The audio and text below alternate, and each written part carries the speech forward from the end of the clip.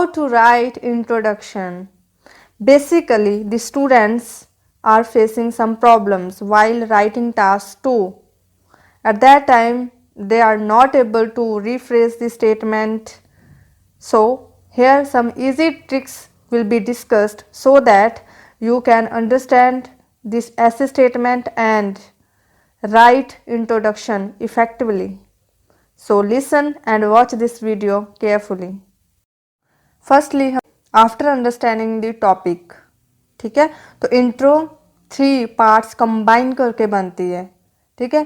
First part है जो वो ऑप्शनल है आपके लिए, ठीक है, जैसे कि जर्नल लाइन लिखनी है, उसके बाद रिफ्रेश करना है एंड थर्ड थीसिस लिखना है। तो आपको क्या करना है कि जो जर्नल लाइन है वो ऑप्शनल है, आप लिख भी सकते हो, सीधा आप रिफ्रेश करके भी अपनी इंट्रो स्टार्ट कर सकते हो, ठीक है। It depends on you.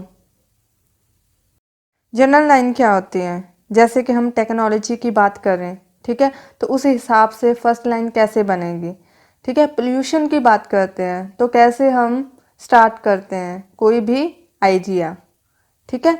तो ऐसे ही एग्जाम्पल्स के थ्रू, ठीक है, हम क्या सीखेंगे, इंट्रो बनाना सीखेंगे, ठीक है। Very easy methods will be there to understand, ठीक है। तो आपको ध्यान से ये सब समझना है ताकि आप इंट्रोडक्शन बहुत ही इजी वे से बना सको।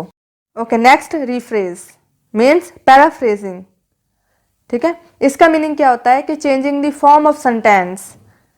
मैंने पैराफ्रेजिंग पर भी वीडियो बनाई है, पैराफ्रेजिंग टूल्स, ठीक है, जो हमारी हेल्प करते हैं क्या करने के लिए, चेंज करने के लिए sentence which is given in essay, ठीक है। तो वहां पर बहुत सारे मेथड्स मैंने बता रखे हैं, जैसे कि पैसिव फॉर्म बनाना, ठीक है, तो उनको अप्लाई करके हम, ठीक है, पैराफ्रेजिंग कर सकते हैं।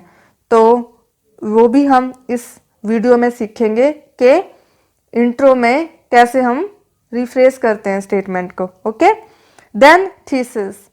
थीसिस स्टेटमेंट है जो वो डिपेंड करती है किस पर, कि क्वेश्चन में क्या पूछा गया है, जैसे कि सॉल्यूशन पूछे गए हैं या कॉजेज और इफेक्ट्स, ठीक है, टू व्हाट एक्सटेंट है या फिर बोथ व्यूज वाला पूछा है। तो ये जो थीसिस है वो उसी पर डिपेंड करता है, ठीक है। अब मैं जो स्टेटमेंट्स डिस्कस करूंगी, ठीक है, इंट्रोडक्शन भी लिखी होगी, तो आपकी बहुत सारी हेल्प हो जाएगी ताकि आप खुद इंट्रो लिखने के एबल टू हो जाए, ठीक है। First statement, as per the current education system, children are becoming bookworms and thus not developing imaginatively and creatively. What are the common loopholes noticed in the current educational criteria? How can it be solved? Firstly, we will have to understand its meaning. ठीक है, पहले तो आपको इस statement को समझना है। जैसे कि उन्होंने पूछा है कि करंट एजुकेशन सिस्टम के मुताबिक, ठीक है ना, जो बच्चे हैं, चिल्ड्रन है, ठीक है, स्कूल में पढ़ने वाले, वो क्या है, किताबी कीड़े बन रहे हैं। तो इसीलिए जो उनकी इमेजिनेशन पावर है और क्रिएटिवली सोचने की जो एबिलिटी है वो डेवलप नहीं हो रही, ठीक है। तो उन्होंने पूछा है कि इस एजुकेशनल क्राइटेरिया मीन्स सिस्टम में कौन सी कमी है वो बताना है हमें, ठीक है, वो क्वेश्चन में पूछा गया है। देन उन्होंने सॉल्यूशन पूछे हैं, ठीक है, तो हम इसकी इंट्रोडक्शन बनाएंगे।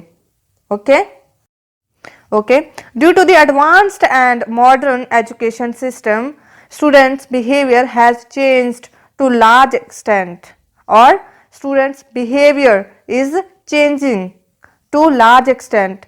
यहां पर मैंने कौन सा यूज किया है, present perfect tense, has changed, के बिहेवियर है जो उनका वो चेंज हो चुका है, ठीक है, या फिर चेंज हो रहा है। यहाँ पर मैंने प्रेजेंट कंटिन्यूस टेंस यूज किया है। ये आप पर डिपेंड करता है कि आप कौन सा टेंस यूज कर रहे हो टू रिफ्रेज दिस स्टेटमेंट, ठीक है।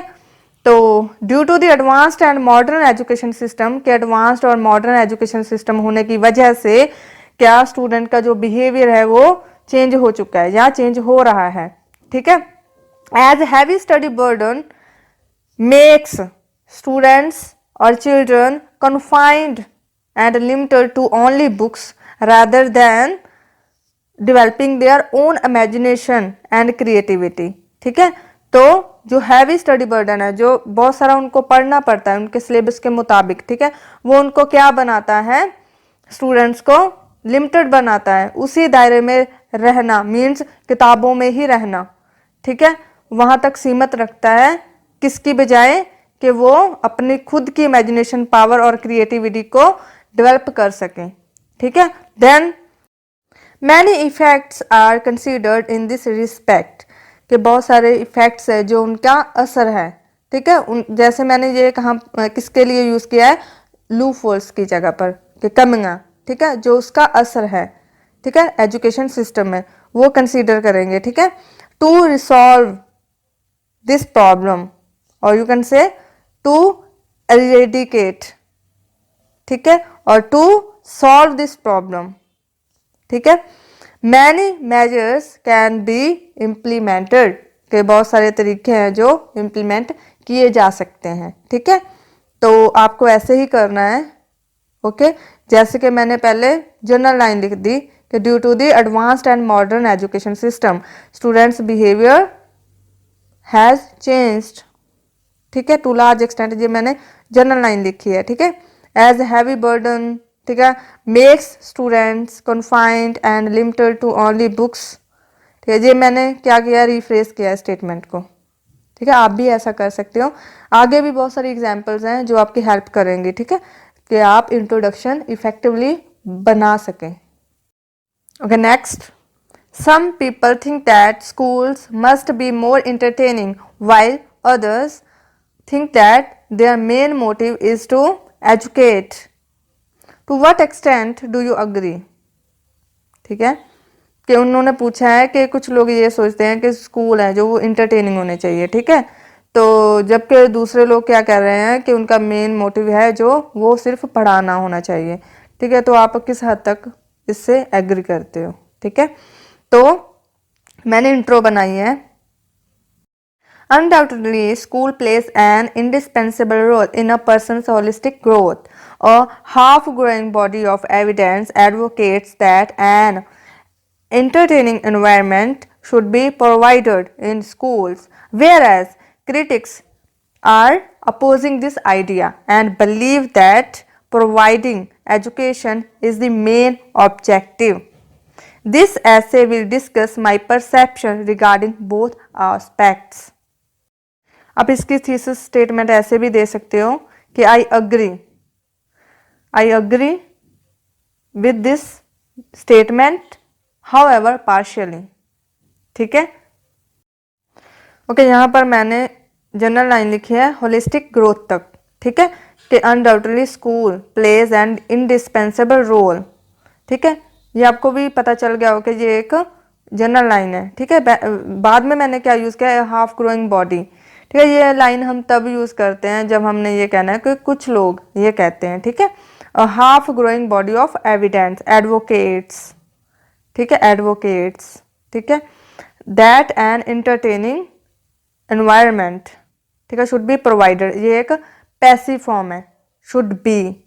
ठीक है, and third form in school, तो यहाँ पर हमने क्या यूज़ किया है, वेयर एज।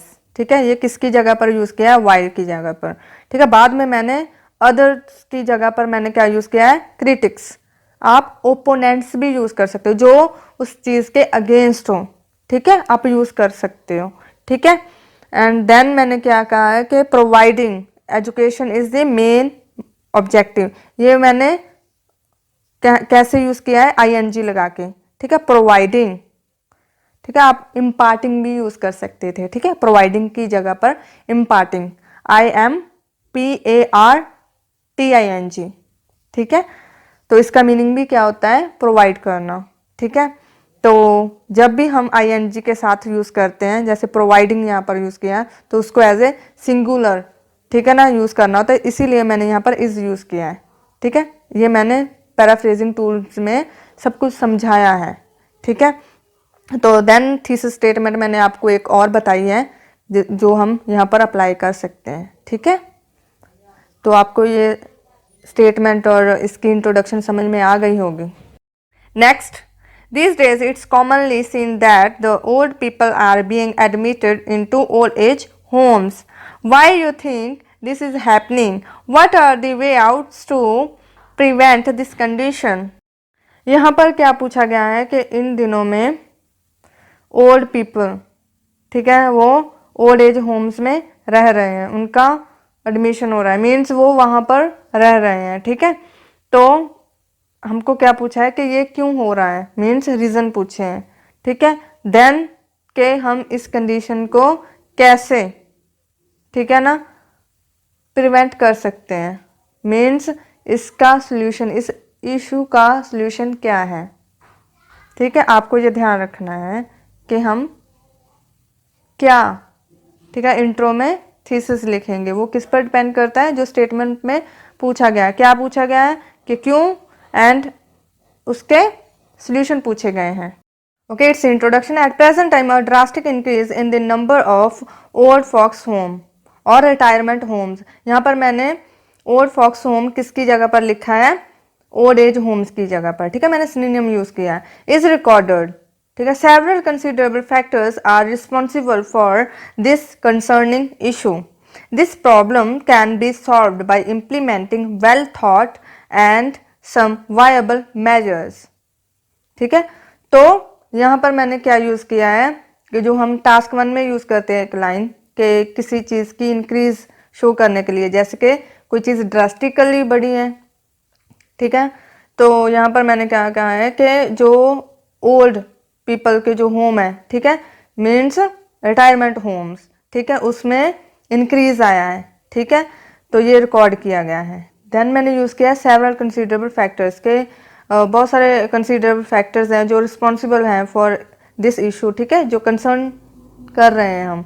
ठीक है, this problem can B solve, ये प्रॉब्लम, ये पैसिव टेंस बनाया है मैंने। ठीक है, ये प्रॉब्लम सॉल्व की जा सकती है कैसे, कि इम्प्लीमेंट करके, ठीक है, well thought and viable measures. Viable की जगह पर पॉसिबल भी यूज़ कर सकते हो, जो चीज़ हो सकती है, मीन्स जो पॉसिबल है। ठीक है, तो ऐसे ही हम इंट्रो बना सकते हैं। ठीक है, ये बहुत आसान है, ये आप पर डिपेंड करता है कि आप जनरल लाइन से स्टार्ट करोगे अपनी इंट्रो या सीधा ही रिफ्रेश करके। ठीक है, तो ये जनरल लाइन है जो, वो ऑप्शनल है, तो यहाँ पर मैंने जनरल लाइन ही यूज़ की है जो भी मैंने अभी तक इंट्रो डिस्कस किए हैं। Okay, last example.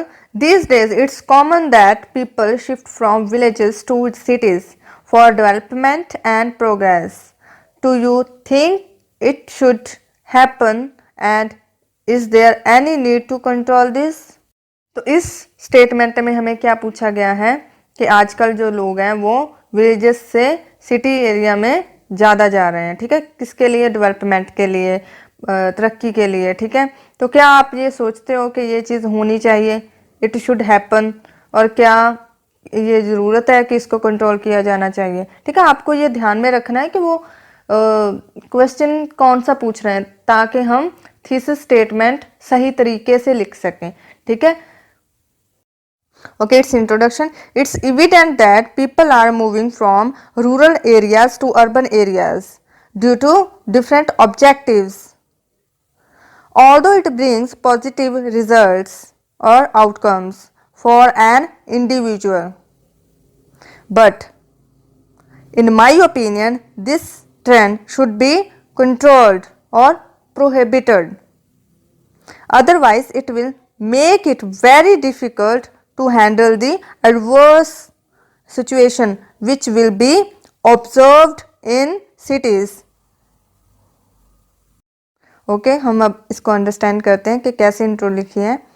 देखो, यहाँ पर मैंने शिफ्ट की जगह पर क्या लिखा है, मूविंग। ठीक है, और प्रेजेंट कंटिन्यूअस टेंस बनाया है। ठीक है, मैं यहाँ पर माइग्रेटिंग भी यूज़ कर सकती थी। ठीक है, ये आप पर है कि आप कौन सा वर्ड यूज़ करोगे to make your introduction impressive.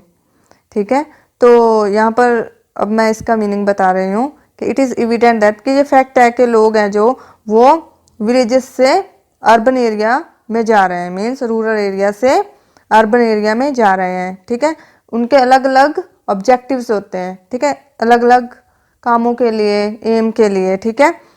Then मैंने कहा कि भला ही ऑल्दो लगाया है मैंने, ठीक है, भला ही ये पॉजिटिव आउटकम्स देता हो, ठीक है, एक इंडिविजुअल को, लेकिन मेरे ओपिनियन के मुताबिक, ठीक है, इस ट्रेंड को कंट्रोल किया जाना चाहिए, नहीं तो क्या हो जाएगा, ये एडवर्स सिचुएशन को हैंडल करना बहुत ही डिफ़िकल्ट हो जाएगा, ठीक है, जो सिटीज़ में हैपन होगी, ठीक है, देखने को मिलेगी।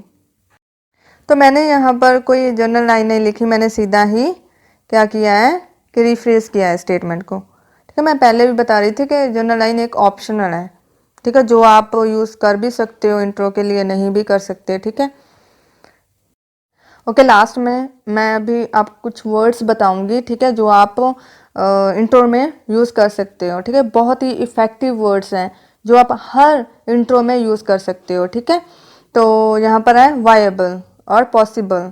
जब हम ये कह रहे हैं कि पॉसिबल रेमेडीज, सोल्यूशन की जगह पर यूज़ कर रहे हैं ना रेमेडीज, ठीक है, मेजर्स, तो हम उनके आगे ये वर्ड यूज़ कर सकते हैं, viable measures will be discussed, ठीक है, और पॉसिबल रेमेडीज, ठीक है।